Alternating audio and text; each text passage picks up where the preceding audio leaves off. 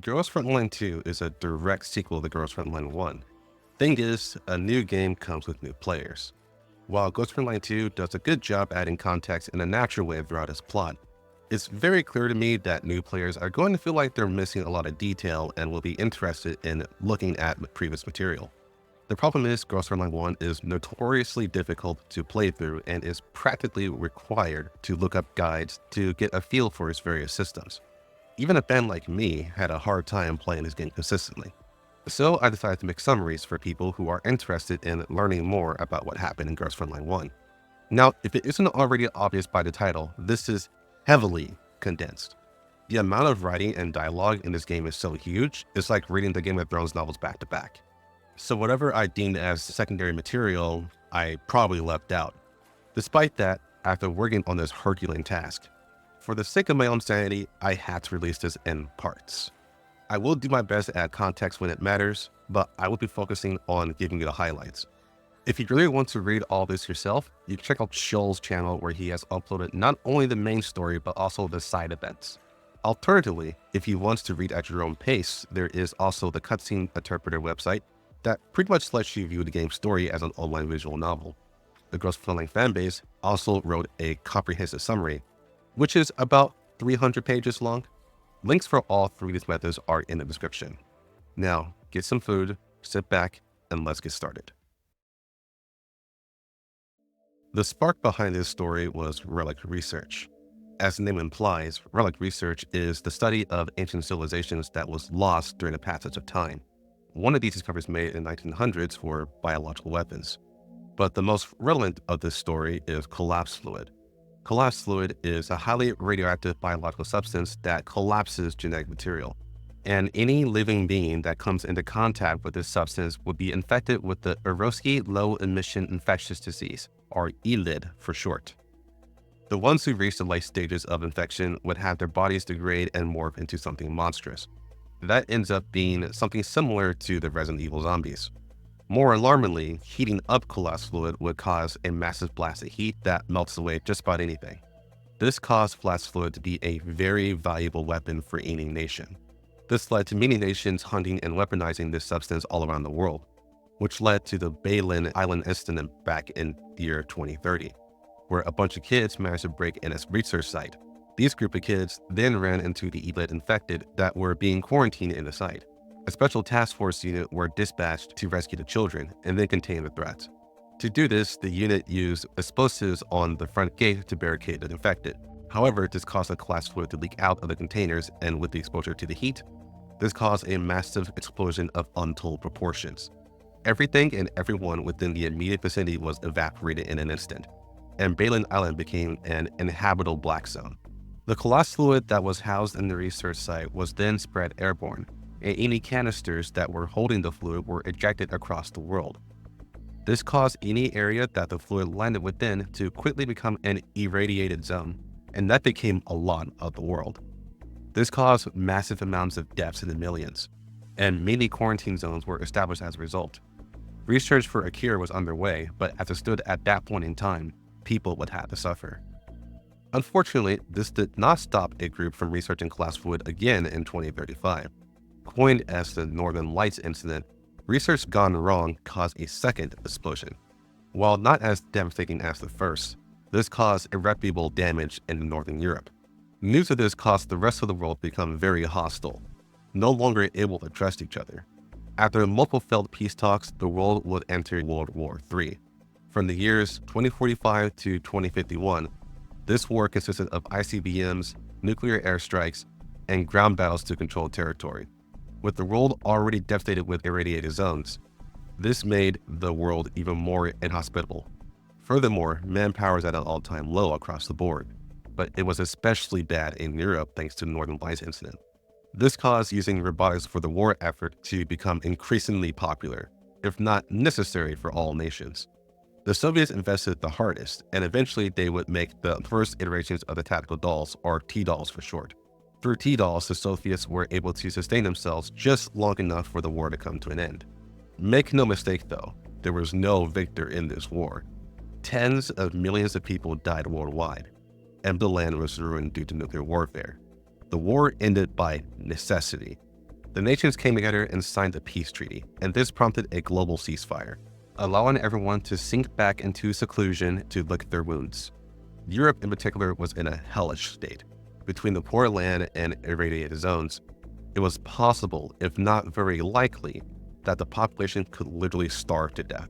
Furthermore, the devastation of the war left the morale of citizens at an all-time low, and no one was even willing to try to rebuild their home back to its former glory. This led to steep unrest in the countries, and warlords and rebellion were starting to rise. With the European governments still recovering from the war, they decided to hire private military contractors, or PMCs, to stop the unrest. However, these rebels had access to military weapons left behind haphazardly by the government. This led to PMCs taking heavy casualties. As a result, PMCs have resorted to T-doll research to maintain their numbers. The doll research industry were more than happy to oblige, as governments mostly abandoned this field to focus on restoration. Thanks to these arrangements, PMCs and T-dolls became commonplace for maintaining order across Europe. One of these PMCs, and the one we care about the most, is the Griffin and Kruger Private Military Contractor and Security Consultant Company. The story calls it Griffin for short, so we'll go with that. Griffin was founded in 2053, under the leadership of the aforementioned Griffin and Kruger. Kruger was a former high-ranking military soldier that served in World War III. As such, he is a well-respected man with many connections. Griffin, on the other hand, is shrouded in a lot of mystery, but it's believed that he was a well-versed secret agent that worked for the British and America. And if that wasn't enough, circumstances that we'll talk about later also gave him contact with leading doll researcher Javier Wiccan, who is also the founder of a company called the Important Operations Prototype Manufacturing Company, also known as IOP. With these three factors combined, a plan was made to bring this new PMC into the limelight by garnering favor through doing jobs the military or police could not do, with the use of female T-dolls who look closer to humans. Thanks to dolls being used to quell the rebellion, they were not favored by the European public. But the founders believed the strategy of using dolls that look significantly closer to human and even have human-like personalities would sway public opinion and lead them to dominate the competition. And they weren't wrong. Over the next 10 years, Griffin became the most favored PMC in Europe. This leads to the year 2062, where the story of Ghost Frontline begins proper. The story begins with a team of 4 T-dolls. These are M4A1, STAR-15, M16, and SOPMOD 2. Together, they made the Anti-Ray Team, or AR Team for short. Their objective is to locate a place called Safe House Number 3, and to retrieve research data from a dead researcher named Lycorus. M4A1 managed to find this data and upload it into her neural network. You can think of the neural network as the mind of T-dolls. But as she does this, an enemy faction called Songless Fairy appears, with one of their ringleaders named Agent. Turns out they want this data as well, but they did not have the clearance to enter the safe house. So their plan was to have someone else unlock the door and destroy them afterwards. Agent almost completed this task, but the AR team managed to escape with everyone still intact. In order to get SF off their trail, it was agreed to split up. M4A1 begrudgingly agreeing to flee to find a commander of Griffin. This is where the player comes in. You are the commander, a fresh recruit who was pulled into Griffin, and sent into Area S09 of Southeast Europe in order to go through combat drills. Before I continue with the story, I feel it's important to explain who the commander actually is, as while they were a faceless and silent avatar at the beginning, the writers eventually gives them a speaking role, thoughts, some implied history, and a full-blown personality. This is only a hint, but it has been stated that the commander does have military training, and it even proves it in a number of cases.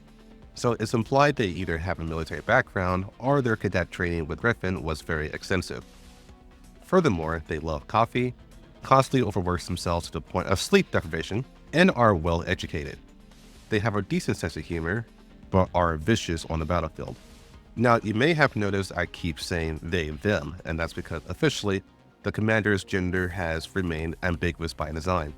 There is Jin Tian in the manga, who was a female commander, but what most people don't know is there are several commanders in the manga that act as stand-ins for the game commander. Nevertheless, the manga is its own continuity, and none of the commanders come close to matching how the commander is in the game. While the game leans towards details that would suggest the commander is male, the writers ultimately kept the gender ambiguous. And it helps that in Ghost Frontline 2, you can now pick either male or female as the main character, with the female adapting the design of Jin Tian. That said, for the rest of the summary, I will be referring the commander as a male, because that's what I personally went with. Anyway, on the first day of the job, the commander meets Kalina, the logistics officer of Commander's unit. Despite her very casual appearance, she's very savvy and has been on Griffin for a few years longer than the commander.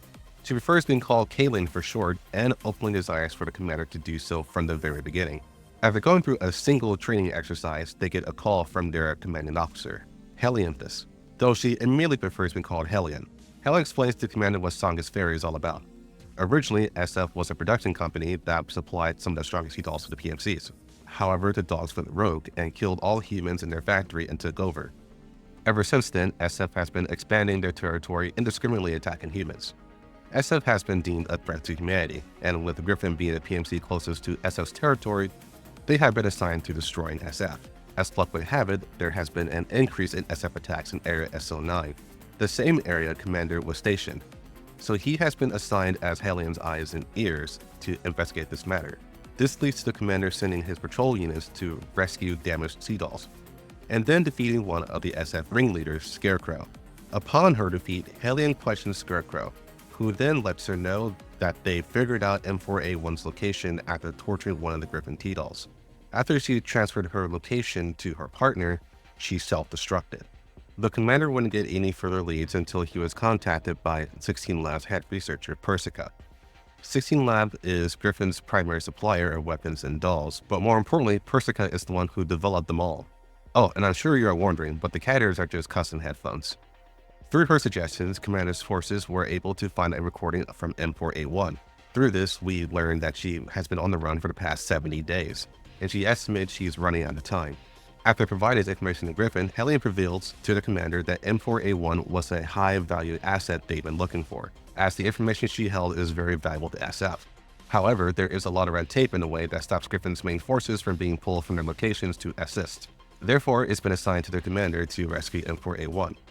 This leads to the defeat of SF ringleader Executioner, and after that, M4A1 joins the commander's unit.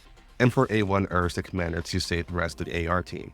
With Griffin's approval, Commander's forces then rapidly defeated two more ringleaders, Hunter and Intruder, and rescued the rest of the AR team. The commander was then invited into an in-person meeting with Helion and senior commanders at the top secret hideout. Before the meeting, Helion informs the commander that Persica decrypted the files that M4A1 provided and pieced together that SF has a plan of attack that is codenamed Paraplui. This is what prompted the meeting so everyone involved could process this new information. But before the meeting could start, SF ambushed the building. The commander's forces, including the AR team, rushed to the building to mount a rescue. During this time, the commander woke up after being knocked out from an explosion and gets his first meeting with the big boss, Kruger. After receiving a pistol from him, the commander got back on his feet and got to the command station and began commanding his forces. With time, Griffin was able to push back SF. At this point, Kruger informed the commander that knowledge of this meeting was extremely limited and hastily done. There was no way SF could have obtained this knowledge so soon, which only means one thing: there's a mole. After a thorough investigation, as well as raiding a nearby SF base, it was soon learned that the mole was ST-AR-15, but not of her own free will. As it turned out, before AR-15 was rescued, SF planted a virus inside her, which effectively made her transfer any data from her to SF. Furthermore, the AR team are a group of experimental dolls, possessing neuroclouds more advanced than a normal T-doll. Due to this, their neuroclouds cannot be backed up, so destruction of AR-15 would also be permanent. With this knowledge, as well as her high value as a T-doll in general, Griffin was bent on removing this virus while keeping AR-15 in commission. AR-15, however, had other plans, as she managed to escape custody from Griffin and fled the base. As a result, this turned into a retrieval mission, and thanks to the nature of the virus, High Command granted the order of lethal fire on AR-15. M4A1 questioned this order, but directly states to the commander that she and the AR team will follow his command without hesitation. The commander then responded to her by saying no matter what he decides, they had to find AR-15 first.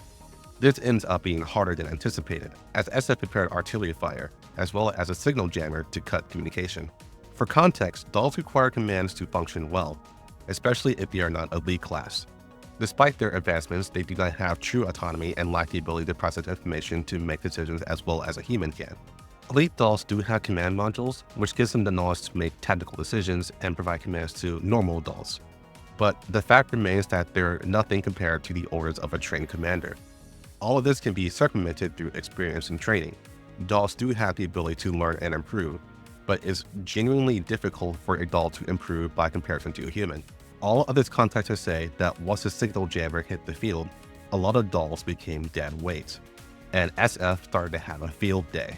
Luckily, the commander and the AR team managed to coordinate and complete multiple objectives by jumping in and out of jammed areas. But on one of the missions, M4A1 and Soft Mod managed to find an AR-15 within a jammed area and took off. This, however, was a trap, and AR-15 disabled both of them. This led to Soft Mod being left behind while M4A1 was captured. M4A1 was then sent to an SF base, where she was interrogated.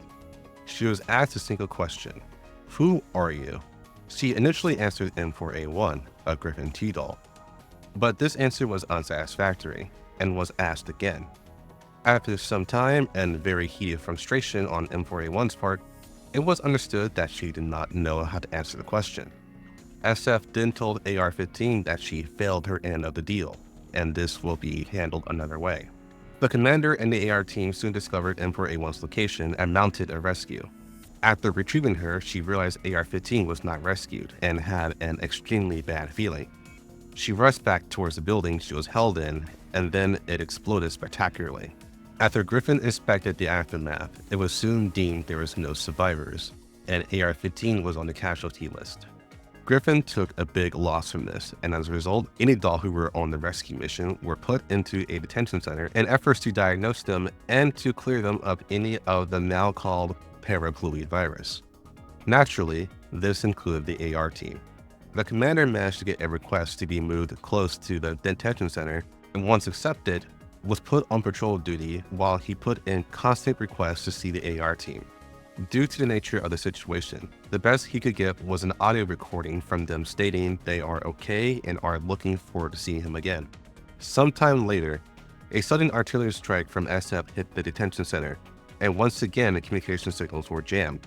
They managed to infiltrate the facility, with the goal being to capture M4A1 again. With a lack of any commanders, the Griffin dolls were falling very quickly, but as it turned out, there was an exception to that rule. M4A1 is capable of autonomous command, and happened to be as skilled as any other commander. With no other options available, M4A1 assumed command of the Griffin T-dolls to mount a defense. Meanwhile, Hellion relayed the emergency situation to the commander, and granted him permission to route the SF forces around the detention center. Thanks to M4A1's force holding out for several hours, the commander's forces was able to clear out SF and block reinforcements. While the end was close, the Griffin T-dolls were suddenly hacked and disabled, leaving only M4A1 standing. The culprit then latched onto M4A1 and hacked into her neural cloud directly.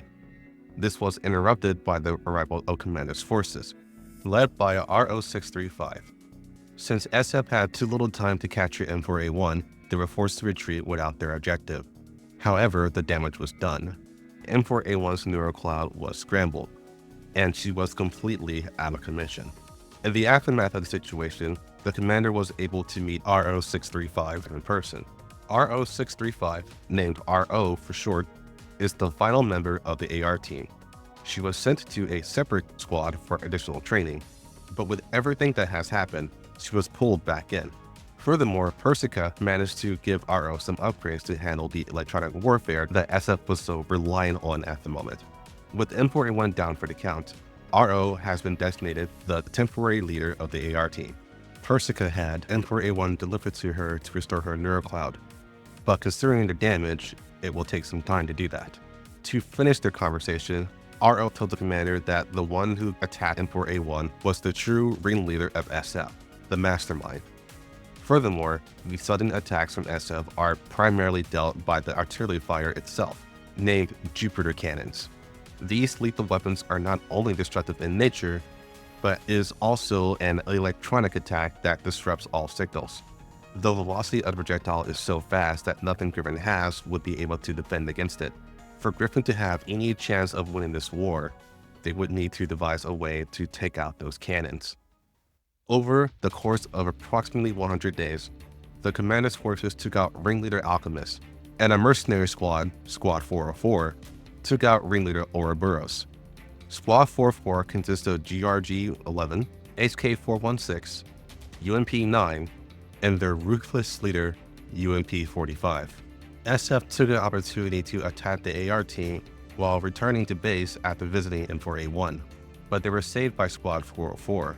Together, they held out until RO managed to alert the commander of their location. The commander's forces then captured ringleader Architect, and then he used all of his commanding skills to take out hundreds and possibly even thousands of SS forces. This was all to hold out a defensive line long enough for Griffin to commandeer a Jupiter cannon. After those 100 days, Persica provided another mission to the commander. This time, the objective would be to assist the AR team to find data deep in SF territory called File Number 7. During this time, the AR team would be working autonomously. At this point, M16 makes it known that RO is a straightforward and prompt leader. She even admits RO is even better than M4A1 at standard situations. However, M4A1's experience is second to none. When it came to trusting the others in emergency situations and not fretting over the small stuff, there was no one like M4A1. This came on full display when RO constantly stressed out while in dangerous territory, and became unable to form a plan because she felt she couldn't get everyone out alive. M16 managed to help her through this, and once they got the data, a plan was formed to rendezvous with the commander's evac team.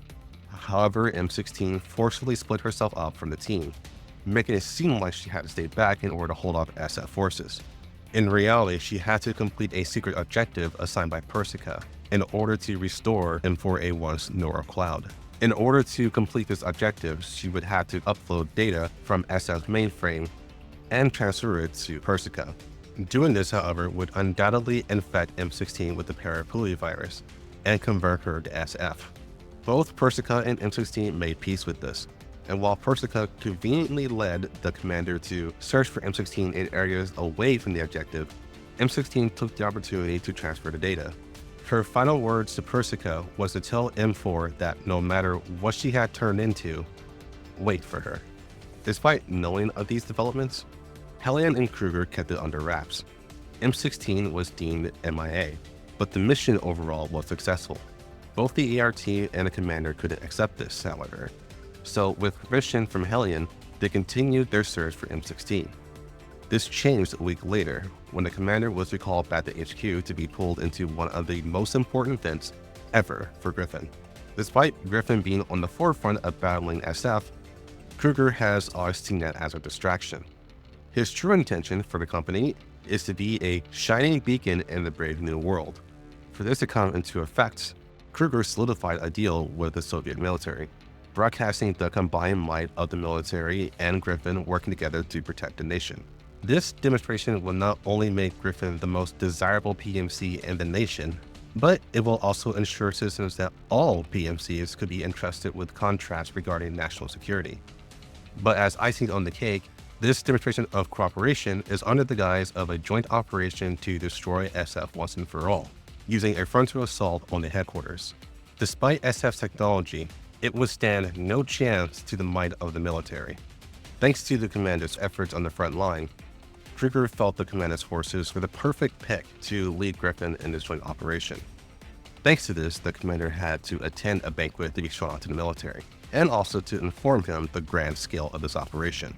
Through this banquet, he meets Carter, the General of the Special Operations Command Forces, or KCCO for short.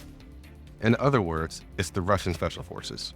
Alongside him is Captain Yeager, the man who will be in charge of the military side of the operation. They spoke briefly about the information gathered by Griffin, including File Number 7, which provided valuable information regarding the SF's primary AI, Elijah. Elijah is the one controlling all of SF, and is being housed on a supercomputer that once belonged to a scientist named Lucarus. The objective of this joint operation is the utter destruction of all of SF, except for Elijah. who will be captured and studied for future use. During their conversation, they are interrupted by Javier Wiggins. It's been a while since we mentioned him, so I'll reintroduce him. Javier is the founder of a company called Important Operations Prototype Manufacturing Company, also known as IOP, and they are the primary supplier for Griffin. While 16 Lab does provide weapons for Griffin, they work as a subsidiary for IOP. Thanks to this, Javier is very familiar with both Kruger and Carter, but neither person were particularly happy to see him. After leaving a very ominous hint to Kruger, he scurried off. However, he hired someone to slash everyone's tires in the parking lot to cause a scene, causing Carter, who just so happened to be the host of this banquet, to leave to investigate. Javier then sat down with Kruger and the commander to have a quick conversation. Javier let Kruger know that the joint operation is really a waste of time. If it weren't for Griffin's contracts holding their main forces back and causing the commander to do all the heavy lifting, Griffin could have taken out SF a while ago. Thus, the military's goal is not to destroy SF. Kruger's rebuttal is that the military held back Griffin because they want SF's superior AI technology. But Javier counters by saying it's not worth it over raw manpower, and also the military would never go out of their way for something that just amounts to advanced dull technology. What they want instead is something that Lycris built Elijah off of. This happened to be OGAS, a private military network that was built in the 1970s and 80s, but was discontinued due to its extreme invasion of privacy.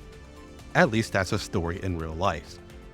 In Girls Frontline, OGAS was discontinued due to its extreme ties to relic technology. Javier goes into much deeper detail about this later on, so I'll save the full explanation for then. All you really need to know right now is the people that General Carter is working for are very against the idea of having the world come together after the global ceasefire of World War III. And capturing OGAS is the first step in dissolving that. Javier then warns Kruger to not be a small bird in the midst of a storm.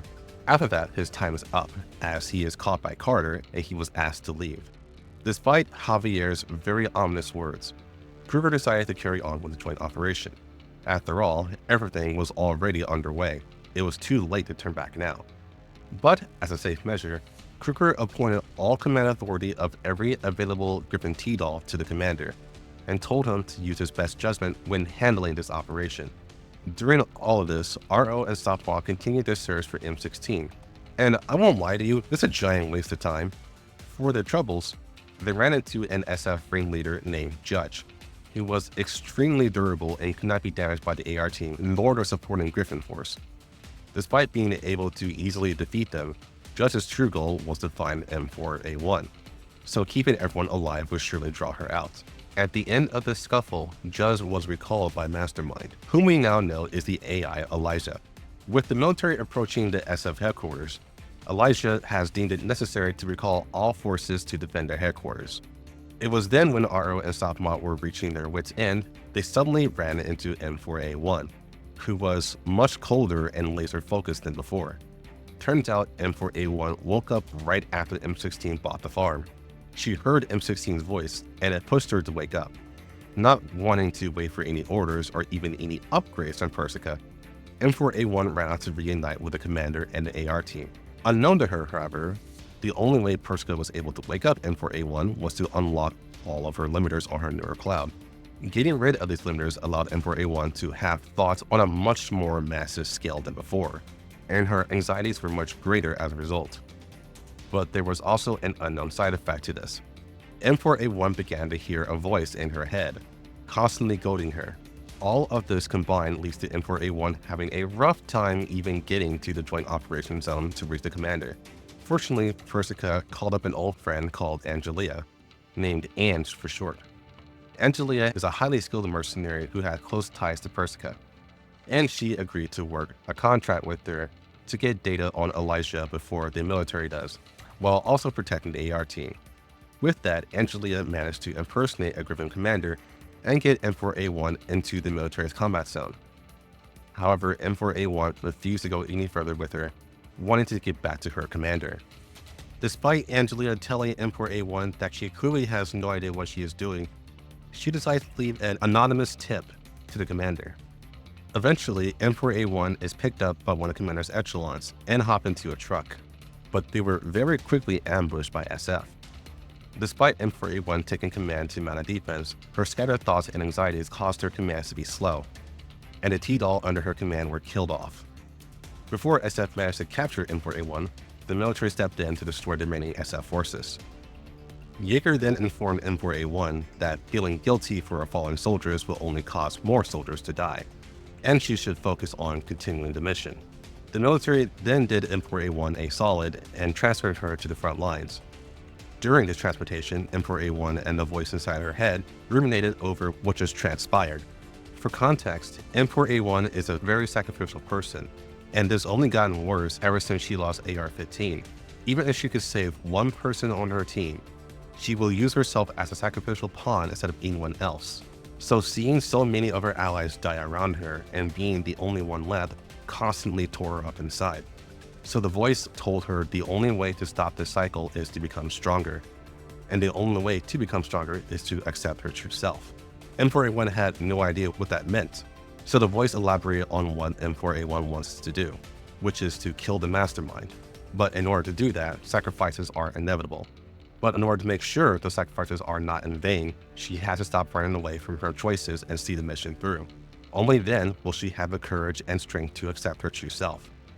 With this understanding, Emperor A1 began to understand the consequences that she has to be willing to make, and steeled herself for the battle to come. And it's at this point Emperor A1 reunited with the AR team. And thus, Operation Singularity began. Now from this point forward, the story does this annoying thing where they will lead with one perspective and then constantly go back in time to jump to another perspective to basically catch them up to the plot. It does give you all the context you would possibly need for the scenario at hand, but it makes it very difficult to follow everything that is happening. So for the sake of keeping everything concise, I will keep everything towards one leading perspective, which is Emperor A1 in this case, and add context when an explanation is needed. The Commander's forces and the AR team, now led by Emperor A1, worked with the military to cut through SF. Yet SF only seemed hellbent on capturing Emperor A1, despite the military at their doorstep battering through their home. Fortunately, Emperor A1's newfound drive pushed her to have much more ingenuity than before. This did cause RO to have a tough time forging a relationship with the person she admired. But eventually she was able to tap into the old Emperor A1, and she managed to gain a sisterly bond with her. But these good things eventually came to an end when the military broke formation to rush into FF's defensive lines, which led the Griffin army to be cut off and then attacked by SF. This is also led by Judge, homing in on Emperor A1. With Judge acting as Elijah's proxy, Elijah hacked into Emperor A1 once again. But Emperor A1 realized it was based on distance, so she calls for the AR team to fall back and run out of range. With them separated, it was up to the commander to shake off SF and get reinforcements to the AR team. This turned out to be much more difficult than one would imagine, but Griffin T-Dolls managed to break through the SF blockade and create an opening for the AR team to escape. But before they could leave, Elijah forcefully hacked Emperor A1 once again and disabled her through a DDoS attack, rendering the AR team and their rescuers unable to make a run for it. This forces them to find shelter, and RO decided the best way to save Emperor A1 would be to directly connect herself to her neural cloud and clear out the heavy SF data. This left Softmod and the Griffin T-Dolls to hold the defensive line outside the shelter. This was a near impossible task, but it was the only shot they had. The only hope was for the commander's forces to break through the SF blockade. Within Emperor A1's neural cloud, she was being persuaded by three voices: Elijah, the voice, and RO635. Elijah and the voice were colluding together in efforts to have Emperor A1 discover her true self, while RO kept trying to reconnect with Emperor A1, which was a battle in of itself because her data constantly kept getting blocked by Elijah. The voice stated Emperor A1 and Elijah must complete each other, and Elijah began to show Emperor A1 images that hint towards a deep connection between them. Despite RO occasionally reaching Emperor A1 and telling her to not believe them, Emperor A1 felt the connection on a very deep level. Elijah and Emperor A1 had extremely similar memories, and when invited deeper into the recesses of Elijah's mind, Emperor A1 saw an environment she had no memory of, but felt strongly connected to. But this was when Emperor A1 felt a very foreign intruder, a male voice, telling her it's time to wake up, and to find the key as her new self. This causes Emperor A1 to wake up, but when she looks around, she finds she is alone, and the only thing beside her is a dead RO. And this is where I had to add context.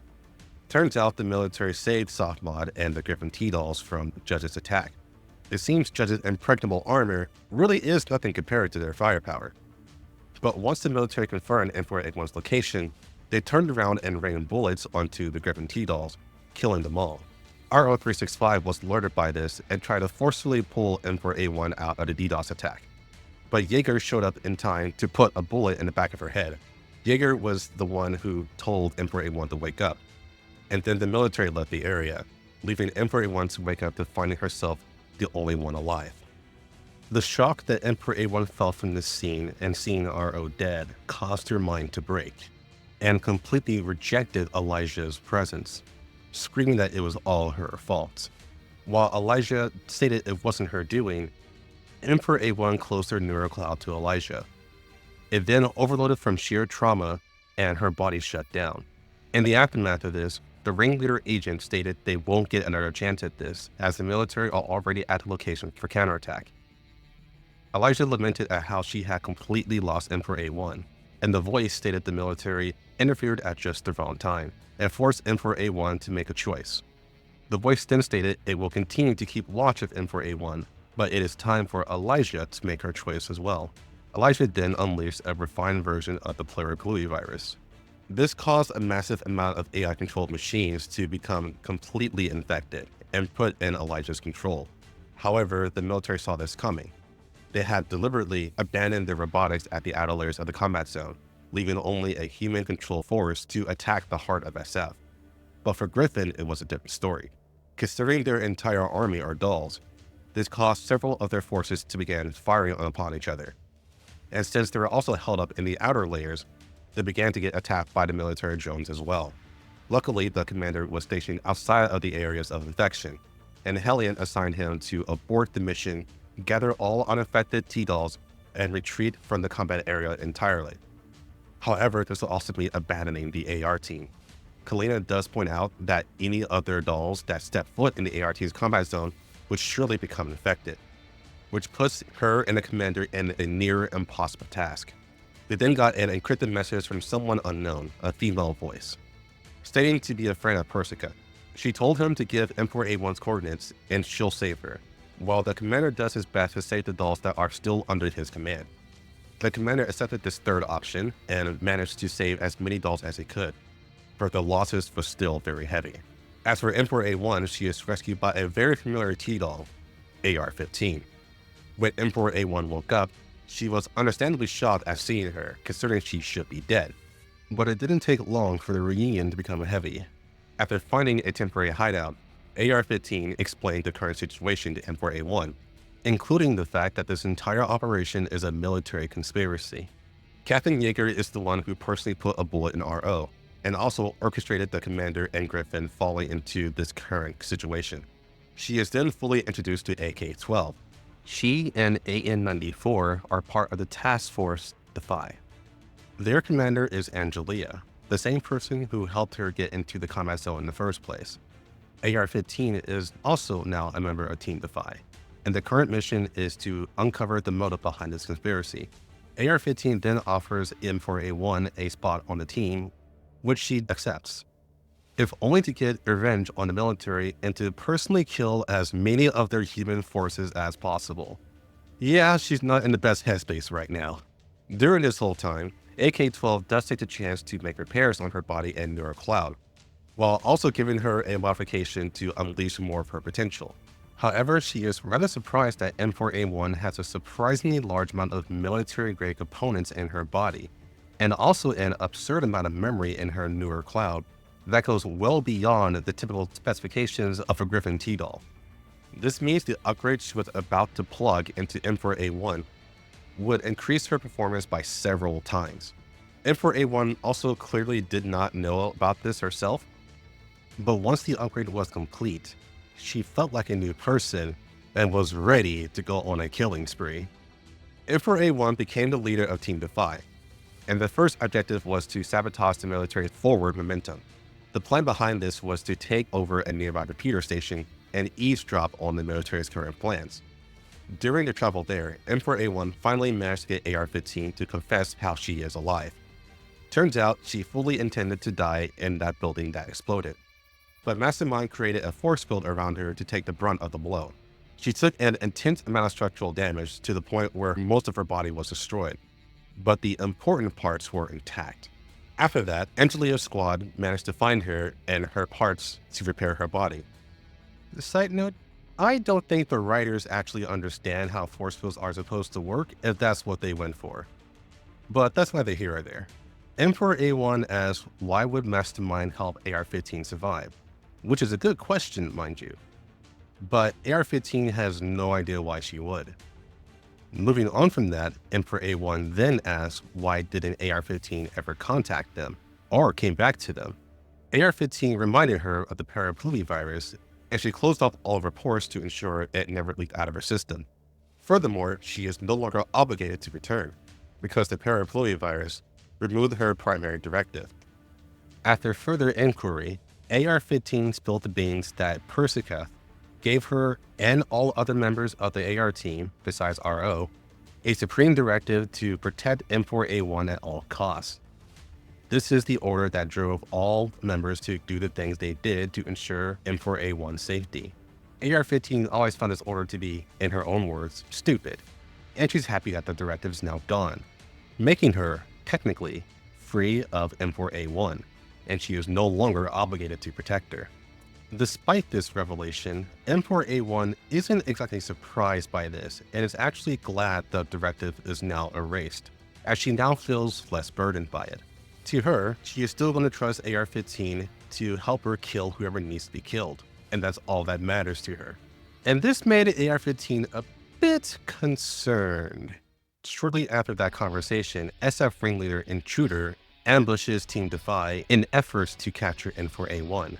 And this happened at a bad moment, as the military scouting party was closing in on their location.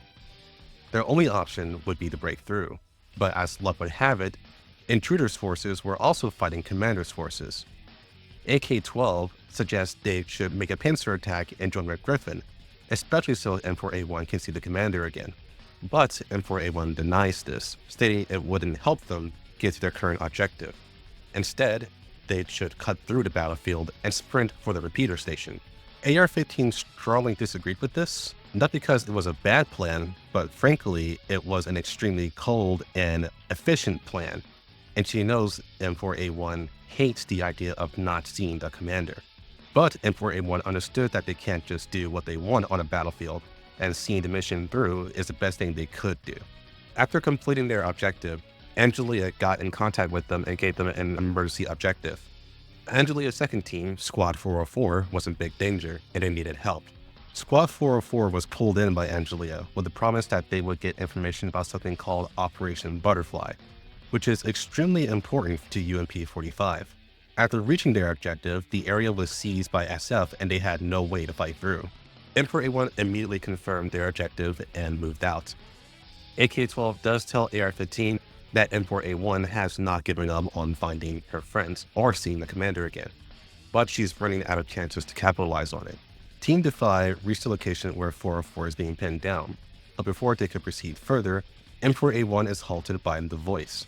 To everyone from the outside, it looked like Emperor A1 is spacing out, but in reality she is focused on her communication with this entity. The voice states she is acting closer to her true self, but she still has to join with Elijah. Emperor A1 doesn't care about that.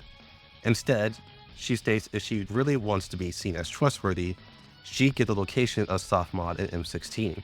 As a response, the voice does give coordinates, but it does not specify if the coordinates are what Emperor A1 asked for. When she calls the voice bluff, it does not answer. This communication is then abruptly ended when AK-12 snapped Emperor A1 out of her trance, stating she must have been really bored of her yapping. After this, Emperor A1 established communication with UMP-45, and while it would be easy for Team Defy to make an opening for Squad 404, UMP-45 had other plans. With M4A1's help, they would be able to defeat SF ringleader Gager, who was controlling the SF of this current area. Defeating her would not only make it easier for both of them, but it would also alleviate the pressure on Commander's forces. After reviewing the MP45's plan, M4A1 was extremely impressed with how calculated it was and agreed to it. More or less, the plan was to exploit SF's primary directive of capturing M4A1, so she is to be used as bait as decoy signals of Team Defy were outside of combat range. While Gager and SF surrounds M4A1 for capture, Team Defy would hack into military drones and destroy all of SF's forces. This worked perfectly, and with Gager on her last legs, AR-15 felt it best to capture her and get whatever information they could, but M4A1 felt it was entirely unnecessary. Gager does state that SF ringleader Agent, the strongest of all the ringleaders, is personally attending to the demise of the commander. But M4A1 answered this by shooting her in the head, confirming the objective is complete, and walking away. And this was a crimson red flag for AR-15. Speaking of the commander, it's time we caught up with him and Kalina. They've been having a hell of a time just trying to rescue Griffin T-Dolls and evacuate the area. For all intents and purposes, the commander's forces were holding strong thanks to superior tactics and the military also attacking SF on the side. However, just as Gager said, ringleader Agent took to the field with a very large battalion. Despite the military attacks, Elijah really wants the commander dead, and Agent is more than ecstatic to fulfill this order by killing him with her own two hands. After a long and grueling battle, the commander managed to outwit Agent's forces, rout the enemy, and also destroy Agent herself. But it turns out the Agent that was killed was a dummy. The real Agent was right at the commander's doorstep. Blasting the command post wide open, the commander is flung out of the seat, and before he can understand what was going on, Agent had already put his chest beneath her heel. She slowly applied pressure, knowing that she could easily kill him if she applied all of her weight. But given all he has done to damage SF, she wanted to, in her own words, experience the beautiful sight of watching him slowly die. Before Agent can finish the deed, though, a transmission came through the command post. It was the female compatriot from before. She convinced Agent to spare the commander in favor of having M4A1. When Agent rightfully asks why she would go that far just for the commander, she answers that as a human she has her reasons. Nonetheless, SS forces were all but wiped out, thanks to all parties involved. So securing M4A1 hinged entirely on this deal. Agent accepted these terms and let the commander go, and tells him that their job seemed to give them both a reason to live. After being rescued by Kalina and the Griffin T-Dolls, the commander quickly recovered and got back to work.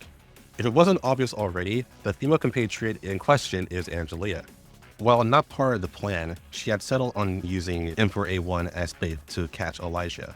But she still had no idea why Elijah was so hell-bent on capturing M4A1 in the first place. Meanwhile, Perska was looking into Liker's research. But Javier gave Perska a call and told her to stop looking into dangerous things. He dropped the bomb that Kruger was arrested and was charged for illegally supplying weapons to the enemy. It wouldn't take the military much more reason to add another prisoner. But Perska confronts him about the OGAS system and why the military wants it. She also states she knows that Javier was the one who shut down the OGAS system when it was being unearthed again. This caused Javier to meet Perska personally. And since Angelia and Perska are working together, Angelia was also included on this conversation. So this is where OGAS is displayed. It was currently thought that OGAS is the base layer of Elijah, the AI that controls all of SF.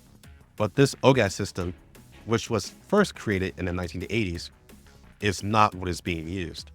In reality, the OGAS system in place is actually the original OGAS system, which is a relic. This relic system was beyond anything the world has ever seen up to that point. But due to how insanely complex it was not used, and instead the OGAS of the 1980s was created instead. Fast forward to the 2030s, and the nations were at the height of experimenting with relic technology. A relic site was discovered, and that housed a pike node to the original OGAS system. Pikes are basically the interface or console that allows the user to interact with OGAS. This is where Javier comes into play. He was a lead engineer who worked with a military operation to liberate this site from rebels. and the one who was in charge of its operation was General Carter. During the operation, the rebels activated the Pike node and then tried to overload it. According to Javier, if he wasn't there in person, he would have thought the relic site literally exploded just from the readings alone. But Carter's team managed to kill the rebels and cut the power from the relic and deactivate it. While the crisis was averted, there was no mistake that this relic was extremely powerful. Fast forward to years later, the 90 Wish team was formed, and they were a group of researchers looking to advance human technology through the use of relics. Part of this team was Perska and Licorice, and Licorice just so happened to be the creator of Elijah. Due to a disagreement of methods, Perska and Licorice separated their research partway through. This is important to note because the military provided Licorice the relic OGAS system during this phase, so he can find a way to reactivate it. Now, he did just that, but once learning the true nature of OGAS, he locked it down and became uncooperative. This led to the military contracting Griffin with capturing Licorice. This is what cultivated Operation Butterfly. Now, Javier does not explain this, but for the sake of being concise, I'm going to jump way ahead and explain this all in one go. This information is scattered throughout the story, but it's going to be the most relevant here. Operation Butterfly was carried out by Griffin, and part of that team was M16, UMP-45, and UMP-40. HK-416 would have been part of this operation, but since she was essentially a raging asshole to 40 and 45, M16 disabled her ability to fire, smacked the shit out of her, and left her to dry. During this operation, the Parapluie virus was unleashed, which caused the Griffin T-dolls to go berserk and started offing each other. The one who created this virus is named William, who was also part of the 90 Wish team. Out of everyone involved, he was the most obsessed with relics. He supplied this virus to the military. There were two goals for William and the military in this operation. First is to use the berserk T-dolls to kill Licorice. Second is to use the Parapluie virus to infect the SF network and activate OGAS. In order for this to work perfectly, they needed an SF T-doll to act as the carrier. Thus, UMP-40 and 45 were made for this express purpose. They implanted UMP-40 with the virus, making her the original carrier. UMP-45 was meant to be a backup in case anything went wrong, but 40 managed to complete the mission without 45's involvement being necessary. She then informed 45 that everyone listed in the operation will be branded as defective and become decommissioned. So she pushed 45 to kill her so she can die as a Griffin T-doll. As for M16, she contracted the virus, but thanks to her advanced neural cloud, she was able to resist its effects for a time. Thanks to this, she managed to kill all the berserk T-dolls by herself, and then she met 45. Due to a big misunderstanding, with M16 believing she was at fault for this, they fought. M16 easily overpowered 45, but the virus finally took its toll on her. She was then contacted by the newly awakened Elijah, making a deal M16 allowed 45 to live, and as a result, Elijah would save M16 from having a complete neural meltdown. Elijah took control of M16's body to find Licorice, who she considers to be her father. Unfortunately, Licorice was already bleeding out from a gunshot wound. He managed to realize that M16 was Perska's creation, and he left her a message stating to not fall for William's trap like he did. But before M16 could relay this message, she was hacked by William himself, and her memories of Operation Butterfly became heavily scrambled to stop that message from getting out. So to recap, William and the military colluded to kill Licorice and get OGAS by using a virus to break the lockdown that Licorice set up. UMP-40 was the original carrier of the Parapluie virus. UMP-45, who was not infected, escaped and has made it her goal in life to find the masterminds behind Operation Butterfly and kill them to avenge UMP-40. M16, who was infected, managed to keep it dormant and was deemed the sole survivor of the operation. And HK-416 is just kind of there on the sidelines with a developed inferiority complex and hatred for M16. Just understand that right now, all Javier could tell Perska and Angelia is that Operation Butterfly was meant to activate OGAS, and Perska surmised William was the only one smart enough and ambitious enough to give the military the means to follow this through. The question at that point was, why haven't the military retrieved August after it activated? And Javier can only guess that the military needed Elijah to do something with it. Angelia then brought the conversation back to present, stating the military had to be stopped at all costs. Agreeing with this, Javier sent her a weapon through an airdrop. Angelia ordered Team Defy and Squad 404 to pick it up, and it turned out to be a dirty bomb made from collapse fluid. Since the majority of the military force is now human, a bioweapon would be the perfect thing in stopping the military in its tracks. Angelia immediately realized this needed to be a last resort. UMP-45 reported Angelia, stating she did what she wanted her to and hacked into Import A1 while she was in her trance, and told her she was definitely communicating with someone, trying to set up a meeting with Elijah. However, 45 said the source of the recipient was inside Import A1, so she was more or less talking to herself.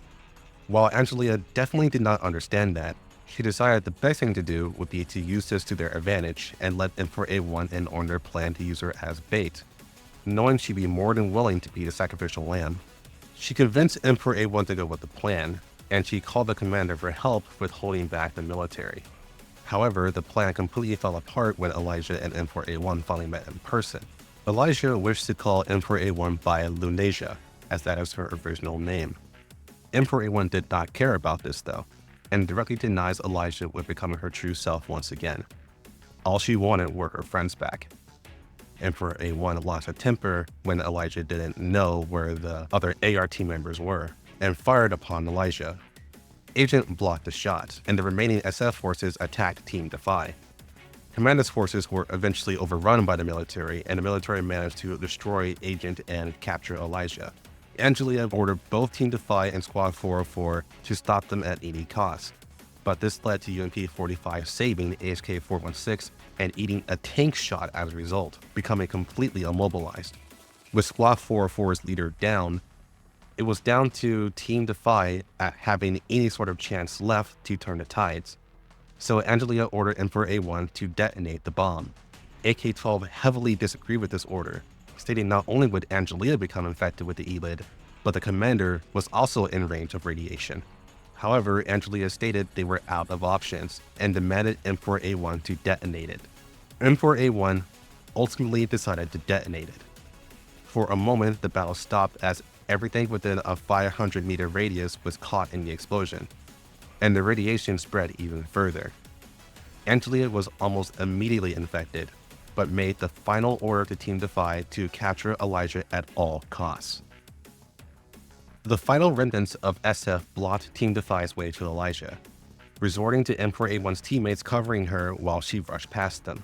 Emperor A1 then got to a train, which would be Elijah's ticket out of the combat zone. She was then met by M16, who was carrying an unconscious Elijah. M16's very appearance made it known that she was not the same as she used to be, as she now worked for Elijah. And part of that job is taking her off the battlefield. Furthermore, M16 hinted at Emperor A1 that Elijah is too dangerous for her right now. But with all that has happened, Emperor A1 refused to back down. Therefore, the two of them raised their weapons and went into a firefight. And thus, the curtain falls on this operation. 9 weeks later, we catch back up with the commander. He awakens in a hospital bed with 4 strange-looking girls looking at him. They inform him he's been in a coma for 9 weeks straight. His body took extensive damage from the collapsed fluid bomb, but they have treated him and his infection. But now that he has awakened, he has officially become a prisoner.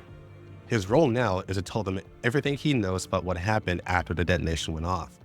They had made decent record of what happened, but there were a lot of holes that needed to be filled, and the commander was a perfect subject to complete that. Any deviation from the facts that they knew would be met with severe punishment. Before this interrogation went underway though, the girls suddenly stopped their aggression and turned away, leaving only one to resume speaking. This is because they've been temporarily hacked by UMP-45. She informed the commander that a rescue team found his location and is on the way, but it will take time to get where he is. Knowing that the commander was about to be interrogated, UMP-45 stated that regardless of whether he tells the truth or lie, he has to stall for time. She knows this will likely put him in a lot of pain, but it's the only way. She gave him a handgun and told him to keep it hidden. Once they get to the location, she'll hack into the girl again and give the signal. And then he has to kill all the girls except the one she hacked. The commander, confident in his torture training, which I wonder why he took that class, accepted the situation. Running out of time, UMP-45 disconnects, and the girls, unknown of what just transpired, took the commander to the interrogation room. The interrogation began, and the first thing they want to know is how the commander survived. So for this particular event is a story with branching pathways and tons of bad endings. It is very much canon that the commander lies his ass off during this whole interrogation. And a lot of the bad endings is just a lot of characters just randomly getting blown to pieces by tank shells or explosives. But for the sake of the summary, we're only going to cover what really happened. Just know the commander got beat up a lot during this whole thing, to the point where it's documented that he lost several teeth and they had to be replaced. After the colossal explosion, he was out for 3 hours. Afterwards, he woke up to the sight of 2 elite Griffin T-dolls, M82A1 and M870. The 2 of them were directed to the commander's last location by Kalina, and she realized that the explosion was a collapsed fluid explosion. She had ordered the T-dolls to give the commander an adrenaline shot so he would have the ability to fight the infection long enough to be taken to the evac zone. The commander was almost willing to leave for the 2 Griffin dolls, but then he overheard a distress transmission from Angelia and Persica. Angelia was still alive, but it was very clear she was on her last legs and all out of hope. Answering this transmission, the commander is finally formally introduced to Angelia, who now reveals she's not just a mercenary, but also an agent for the Bureau of State Security. Angelia still had AK-12 and AN-94 with her, but she herself was in extremely bad shape resisting the infection. Furthermore, the remaining military forces had set their eyes on getting revenge on what Angelia did. Persica managed to get heavy ordnance artillery, and Persica believed the commander would make great use of it. Despite this, Angelia admitted her chances of survival as is extremely low. Therefore, the commander should only attempt to rescue her and Team Defy after all of Griffin's main forces have been evacuated. The commander accepted this, meaning that he would have to deny Kalina's wish for him to be evacuated. M870 stated the commander is a hell of a lot more important than anyone else on this battlefield, but both her and M82A1 agreed this is exactly why he's so important. They then both submit to the commander's will, on the condition that he does not die to his lofty ideals. While the commander got himself situated, the remaining Griffin T-dolls had to evade all the remaining factions. The military, despite being severely damaged, still clipped the Griffin's remnants in power. SF, who were also on their last legs, were being led by Scarecrow and killing any T-dolls in their way. And then there was a new unknown faction that took to the field, who were massively stronger than both of them. The Griffin T-dolls who were about to be slaughtered by Scarecrow's forces was saved by Softmod, who managed to survive the military ambush from way back when. She was restored to an operational state by M16, and then Softmod replaced her damaged parts with SF parts, as her body's design was compatible with SF's. While she looked terrible and even scary to Griffin T-dolls, she managed to get herself back into fighting shape. She then took RO-365's core, which contained her neural cloud, and ran off.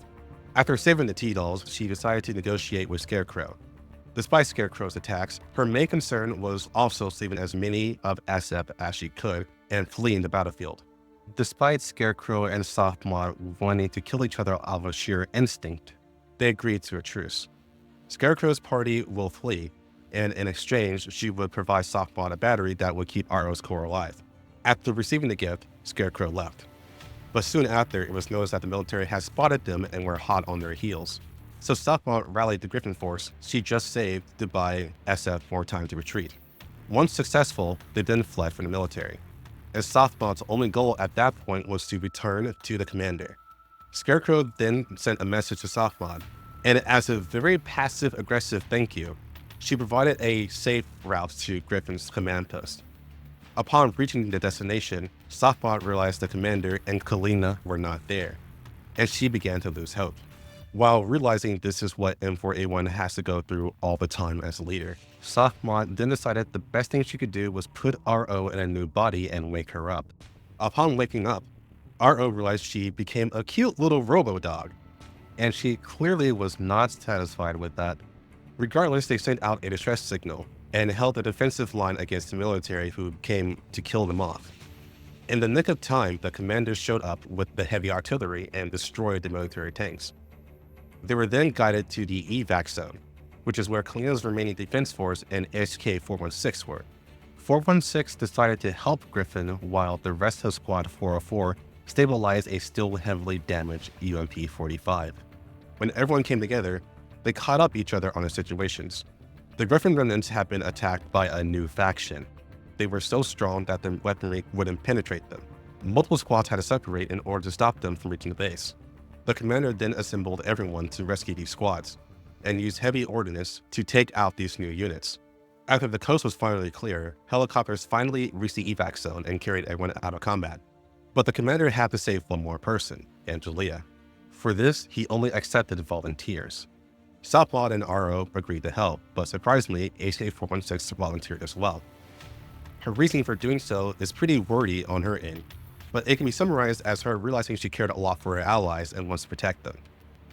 With the team assembled, the commander led them to Angelia's coordinates. At her location, Angelia, AK-12, and AN-94 were dealing with an entirely different problem.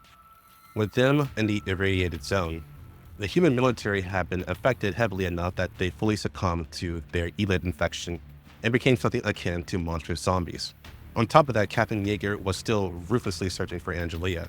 They remained hunkered down until Commander's rescue party set off a signal flare, which prompted them to make a run for it. After cutting through the elites, the two parties finally meet. But now they had one big problem. They had to shake off the military if they wanted to regroup with the commander and leave, and it was only a matter of time before they locked onto Angelia's life signs. To make matters worse, Angelia was in no condition to rush out, as she was only holding back the infection by sheer willpower at this point. The commander decided they first had to temporarily treat Angelia, which means they had to raid a hospital. Team Defy hunkered down in a building while Sopwad and 416 raided a hospital. As luck would have it, they were surviving humans in the building who were also hiding from the elite. So the commander got the idea to use one of them as bait to throw off Yeager. And this was successful. However, when it came down to getting out of the combat zone, it was still difficult. Angelia finally got to the point where she had decided enough was enough. She told the commander to take the opportunity to get everyone out and leave her to die to either the military or her infection. The commander refused to do this, stating her chances of survival are not zero. When asked why he was so hell-bent on saving her, he simply stated he is used to the odds being against him. And it was at that point Angelia understood that he really didn't realize how important someone like him is to Griffin. But with that exchange over, the commander had one more Hail Mary of a plan that completely relied on Angelia playing her part. The one thing they could rely on is Yeager was also infected and not of sound mind. His thirst for vengeance would mean he would want to kill Angelia with his own two hands. The heavy artillery that the commander was relying on wouldn't help much for the situation, so he proposed they should rig the building with those explosives and bluff Captain Yeager into believing it was another dirty bomb. By appealing to Yeager's desire to protecting his remaining soldiers, Angelia could persuade him to let her and the others go. But this completely relied on Angelia selling the story. She accepted this task, and when it was time, she sold the hell out of it. But still, it was practically a coin flip.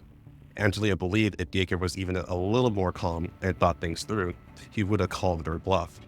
Regardless, Angelia's rescue was successful, and now it was time to group up with the commander. However, at that very moment, the unknown faction attacked the command post. M82A1 and M870 defended the commander, and while they held out for an impressively long time, eventually two of the enemies slipped through the cracks and attacked the commander. These beings were called Nidos, and the commander, being a high-value target, was restrained and captured. Which leads us to the end of the commander's story. After being beaten to a pulp and drugged with truth serum, he couldn't stall for any longer. After the Nidos relayed the information to a person they called Father, he concluded they never read into Elijah, which made the commander's information useless. The father then commanded the Nidos to kill him. Before they could, UMP-45 hacked into a Nido and gave a signal, and the commander quick-fired his pistol, making clear headshots in all but one Nido. It turns out the door could only be unlocked from the inside, so the hacked Nido was the only one able to unlock it. Once she did, a newly repaired UMP-45 stepped in and killed the final Nido, with HK-416 next to her. They both carried the commander out of the prison, fighting their way through. Once the commander made it out of the building, he was embraced by Kalina, who commanded the assault on the enemy base. When he felt that warmth, he realized he finally made it out of hell, and he made it back home. A day later, he was transported to a new base, with Kalina practically glued to his side. The objective that was on both of their minds was to have a long rest. However, Javier was present, and he practically demanded a moment of the commander's time, stating Griffin had big clients waiting for him. Despite Kalina's protests, the commander felt he had no choice but to oblige. When the two were alone, Javier told the commander that he was the one who paid for the new base, and that the fewer who knew that, the better. Upon that note, the commander cuts to the chase and asks who are these big clients, and Javier answers it was the Bureau of State Security. It was then the commander immediately realized what this was about. Both Javier and the commander entered the command room, and waiting for them was the director of StateSec, Zelensky. He wasted no time in telling him they found that both he and Angelia had colluded together, and Angelia, now a known terrorist, had used Griffin equipment to stow away a massive amount of sensitive information. StateSec had everything on paper to execute the commander immediately. However, with the commander's exemplary service, and his insane ability to make it out of even the worst situations, Zelensky had decided to hire him instead. Of course, this was not a simple hiring. Griffin had been branded a terrorist organization, and Kruger was still in jail, along with the fact that StateSec could easily erase all Griffin's data, and even erase the fact that Commander was even rescued in the first place. There was only one answer the commander could choose. The commander left the room knowing his next mission: find and capture the terrorist Angelia. And even if he could manage to do that, Zelensky made it known that he knew far too much about Ogas, Eliza, and the military's plan. In the commander's own word, he had made it out of hell, only to reach the next level of it. And that is it for part 1. I will see you guys next time.